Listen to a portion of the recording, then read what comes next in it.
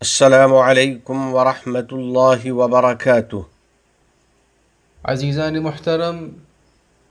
اصحاب ایمان، آج کا ہمارا خطبہ ایک نہایت مذموم خصلت اور ایک ذنب عظیم کے بارے میں ہے، ایک ایسے گناہ کے بارے میں جو دلوں میں فساد پیدا کرتا ہے،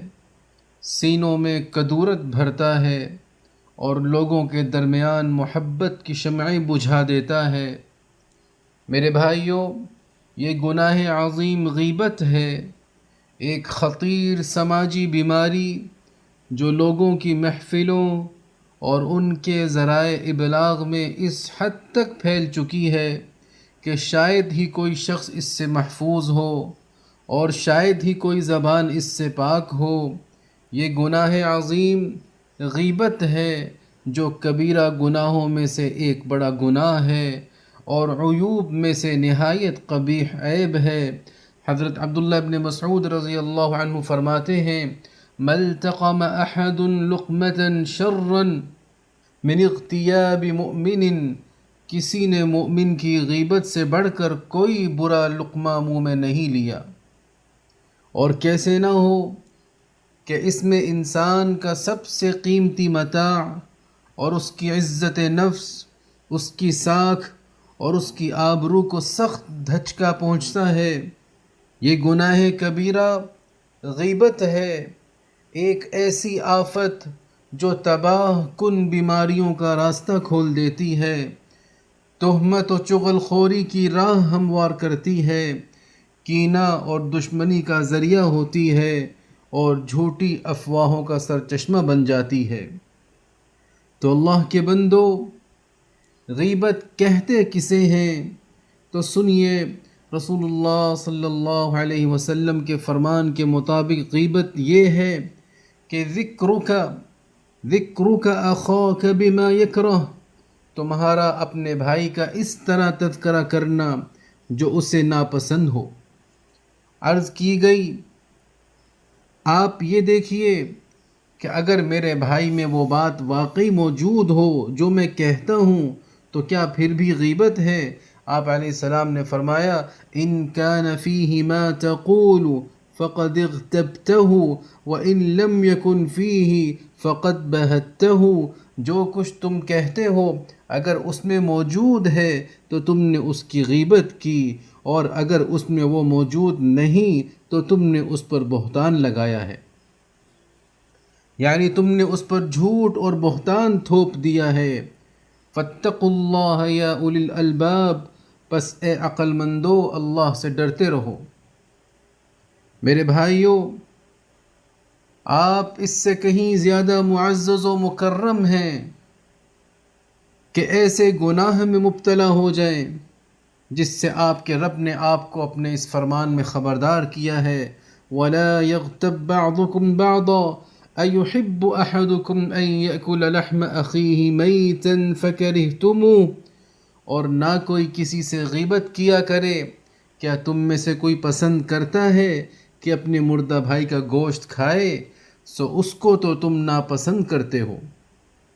اللہ کی پناہ، کتنا مکروہ ہے یہ عمل اور کتنا سنگین ہے یہ جرم کہ انسان اپنے بھائی کا گوشت کھائے، یعنی اس کی غیبت کرے اور اس کی عزت پر حملہ آور ہو۔ اللہ کے بندو، غیبت کا فرد، خاندان اور معاشرے پر کتنا ہولناک اثر ہے، کتنے ہی گھر اس کی وجہ سے اجڑ گئے، کتنے ہی خاندان ٹوٹ پھوٹ کا شکار ہو گئے، صرف اس ایک جملے کے سبب جو شوہر نے بیوی کی غیر موجودگی میں اس کے بارے میں کہا، یا بیوی نے اپنی شوہر کی غیبت اپنے گھر والوں کے سامنے کی۔ کتنے ہی محرم رشتے قطع تعلقی کا شکار ہو گئے، کتنی ہی قربتیں ختم ہو گئیں اس وجہ سے کہ بھائیوں اور قرابت داروں میں ایک دوسرے کی غیبتیں ہونے لگ گئیں، اور کتنی ہی جگہ دفتری فضا مکدر ہو گئی، اداروں اور کام کا ماحول تہس نہس ہو گیا۔ آپسی تعلقات بکھر گئے، جس کا سبب چند دل خراش جملے بنے جو بند دروازوں کے پیچھے مجلسوں میں ملازمین اپنے ساتھیوں یا افسران کے خلاف دہراتے پھرتے ہیں، یہاں تک کہ غیبت پسندیدہ مشغلہ بن جاتا ہے، پختہ عادت بن جاتی ہے اور ایک خوفناک وبا کی شکل اختیار کر لیتی ہے، جس کے نتیجے میں تعاون کی جگہ نفرت لے لیتی ہے، اجتماعیت پارا پارا ہو جاتی ہے اور کام کی فضا بگڑ کر رہ جاتی ہے۔ تو اے رب کریم، ہماری زبانوں کو غیبت سے پاک فرما، ہمارے دلوں کو کینہ سے صاف کر اور ہمیں اپنی اطاعت کی توفیق عطا فرما، اور ان کی اطاعت کی بھی جن کی اطاعت کا تو نے ہمیں اپنے اس فرمان میں حکم دیا۔ یا ایہا الذین آمنوا اطیعوا اللہ واطیعوا الرسول واولی الامر منکم، اقول قولی هذا واستغفر اللہ لی ولکم فاستغفروه انہ هو الغفور الرحیم۔ اے اصحاب ایمان، کیا میں آپ کو وہ طریقہ نہ بتاؤں جس کے ذریعے آپ غیبت سے بچ سکتے ہیں؟ تو سنیے، رب تعالیٰ کی نگرانی کو ہر لمحہ پیش نظر رکھیں اور اس کے اس فرمان کو ہمیشہ یاد رکھیں، ما یلفظ من قول الا لدیہ رقیب عتید۔ وہ منہ سے کوئی بات نہیں نکالتا مگر اس کے پاس ایک ہوشیار نگہبان ہوتا ہے۔ میرے بھائیوں، کتنی ہی ایسی باتیں جو کسی کی غیر موجودگی میں عیب جوئی کے طور پر کہی جاتی ہیں، انسان انہیں اہمیت نہیں دیتا مگر ان کا انجام تباہی اور بربادی بن کر سامنے آتا ہے۔ کیا آپ نے رسول اللہ صلی اللہ علیہ وسلم کا وہ فرمان نہیں سنا جب آپ نے اپنی ایک زوجہ محترمہ سے فرمایا، جنہوں نے اپنی کسی بہن کے کوتاہ قد ہونے کی طرف محض اشارہ کیا تھا، لَقَدْ قُلْتِ كَلِمَةً لَوْ مُزِجَتْ بِمَاءِ الْبَحْرِ لَمَزَجَتْهُ، تم نے ایسی بات کہی ہے کہ اگر وہ سمندر کے پانی میں گھول دی جائے تو وہ اس کا ذائقہ بدل ڈالے۔ میرے بھائیوں، غیبت سے بچنے کا ایک مؤثر ذریعہ یہ بھی ہے کہ بندہ مومن اس کے دردناک اثرات کو یاد رکھے کہ جب یہ بات اس شخص کے کانوں تک پہنچے گی جس کی غیبت کی جا رہی ہے تو اس کا دل کتنا زخمی ہوگا، اس کی عزت نفس کتنی مجروح ہوگی اور اس کی زندگی پر اس کا کتنا منفی اثر پڑے گا۔ پھر جو دوسروں کی غیبت کرتا ہے وہ خود سے یہ سوال کرے کہ کیا وہ خود اس مقام پر ہونا پسند کرے گا جہاں غیبت کا شکار شخص ہے؟ اگر جواب نفی میں ہے تو وہ اپنے بھائی کے لیے وہ کیوں پسند کرتا ہے جسے وہ خود کے لیے ناپسند کرتا ہے؟ ابن عباس رضی اللہ عنہما فرماتے ہیں، اذکر اخاک اذا غاب عنك بما تحب ان يذكرك به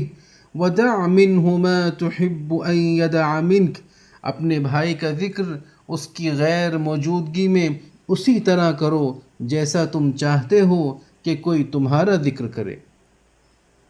اور اس کے وہ عیب چھوڑ دو جو تم چاہتے ہو کہ کوئی تمہارے عیب چھوڑ دے۔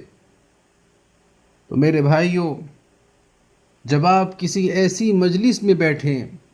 جس میں غیبت ہو رہی ہو تو نہ تو خود غیبت میں شریک ہوں اور نہ ہی غیبت کرنے والے کی باتوں کی تائید کریں۔ کیا آپ نے شاعر کا یہ قول نہیں سنا، اذا جاريت في خلق دنيئا فانت ومن تجاريه سواء؟ جب تم کسی بری خصلت والے کا ساتھ دیتے ہو تو تم اور وہ بدخلق ایک ہی جیسے شمار ہوں گے۔ بلکہ آپ اپنے بھائی کی عزت نفس کا دفاع کریں، کیونکہ رسول اللہ صلی اللہ علیہ وسلم نے فرمایا، من رد عن عرض اخیہ رد اللہ عن وجہہ النار یوم القیامہ۔ جو شخص اپنے بھائی کی عزت و ناموس کا دفاع کرے، اللہ تعالیٰ قیامت کے دن اس کے چہرے کو جہنم کی آگ سے دور کر دے گا۔ اور اگر آپ سے کسی بھائی کی غیبت سرزد ہو گئی ہو اور وہ بات کسی اور ذریعے سے اس تک پہنچ جائے تو اس سے معافی مانگیں، درگزر کی التجا کریں، اور اگر یہ ممکن نہ ہو تو اللہ تعالیٰ سے اپنے لیے اور اس کے لیے استغفار کریں، اور جس قدر آپ نے اس کی غیبت کی ہے اسی قدر اس کی اچھائیاں بھی بیان کریں۔ تو آئیے اپنے رب سے معافی مانگتے ہوئے اپنی زبانوں کو محفوظ رکھنے کا عزم کرتے ہوئے آج ہی سے اللہ سے ایک عہد کریں کہ ہم اس مذموم صفت غیبت کو ترک کریں گے، اور اپنی اولاد اور اہل خانہ کو بھی یہ تعلیم دیں گے، کیونکہ اس میں ہمارے رب کی رضا ہے اور ہمارے معاشرے کی حفاظت ہے۔ تمام گناہوں، ہر قسم کی خرافات سے ہم کو بچا لے، ہماری اولاد کو ہماری آنکھوں کی ٹھنڈک بنا، ہم پر باران رحمت نازل فرما، ہمارے والدین، عزیز و اقارب اور پوری امت مسلمہ کی مغفرت فرما، متحدہ عرب امارات اور عالم اسلام سمیت پوری دنیا کو امن و امان کا گہوارہ بنا، اس ملک کے حکمراں، عوام اور مقیمین کو ہر قسم کے شرور و فتن سے محفوظ فرما۔ وفقنی اللہ و ایاکم لصالح الاعمال، وصلی اللہ علی سیدنا و نبینا و حبیبنا محمد وعلی آلہ وصحبہ اجمعین وعلی من تبعہم بإحسان الی یوم الدین۔ والسلام علیکم ورحمۃ اللہ وبرکاتہ۔